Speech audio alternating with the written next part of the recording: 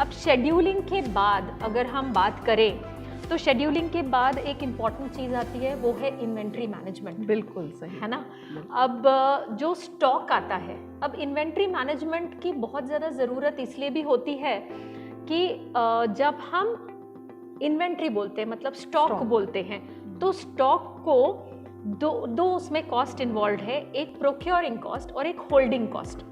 मतलब उसको खरीद कर हम तक पहुंचने की कॉस्ट, जिसमें कि ट्रांसपोर्टेशन कॉस्ट वगैरह आता है, और होल्डिंग कॉस्ट मतलब कि उसको स्टोर करके हमारे पास रखने की, क्योंकि जब हम स्टोर करते हैं तो हमें वेयर हाउस की ज़रूरत पड़ती है, हमें गार्ड लगाना पड़ेगा, बहुत सारी उसमें चीज़ें आती हैं। और ट्रांसपोर्टेशन, अब ये दोनों जो है, दोनों कॉस्ट का बैलेंस होना चाहिए। तो ये बैलेंस देखते हुए और हमारा रिक्वायरमेंट, ताकि हमारा जो प्रोडक्शन है, उत्पादन है, वह बराबर तरीके से चलता रहे, उसमें कहीं रुकावट ना आए। क्योंकि अगर हमारे पास स्टॉक कम है रॉ मटेरियल का, तो क्या होगा कि स्टॉक के कमी की वजह से हमारा जो उत्पादन है वो रुक जाएगा।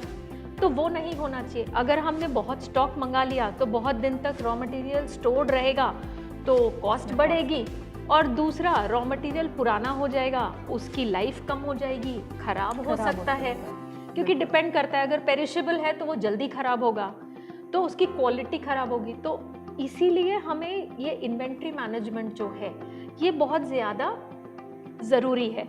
दूसरा, इन्वेंट्री मैनेजमेंट इसलिए भी ज़रूरी है, जैसे कि मैंने बोला कॉस्ट।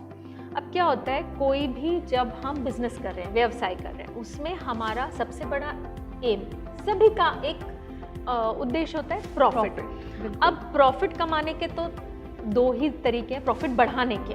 एक ये कि हम उसका प्राइस बढ़ा दें प्रोडक्ट का, लेकिन जैसे ही हम प्राइस बढ़ाते हैं तो वो कस्टमर को अफेक्ट करेगा, कस्टमर को अफेक्ट करेगा तो हमारी डिमांड को अफेक्ट कर देगा, तो वो सही तरीका नहीं है।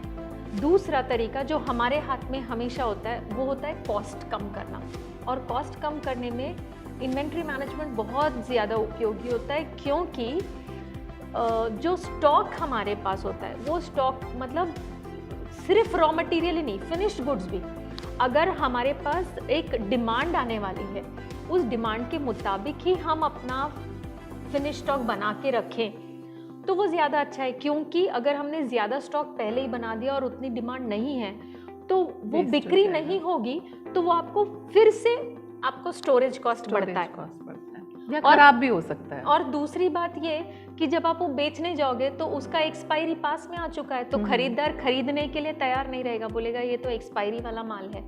तो इसीलिए ये जो इन्वेंट्रीज मैनेजमेंट है ये बहुत ज़्यादा ज़रूरी है। अगर आपको हमारा वीडियो पसंद आया हो तो उसे लाइक और शेयर करना ना भूलें।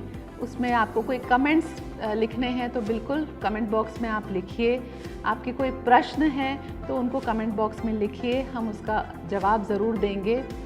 पार्थ प्रोजेक्ट के हमारे चैनल को ज़रूर सब्सक्राइब कीजिए, ताकि हम ऐसे ही एजुकेशनल वीडियोस आप तक पहुंचा सकें।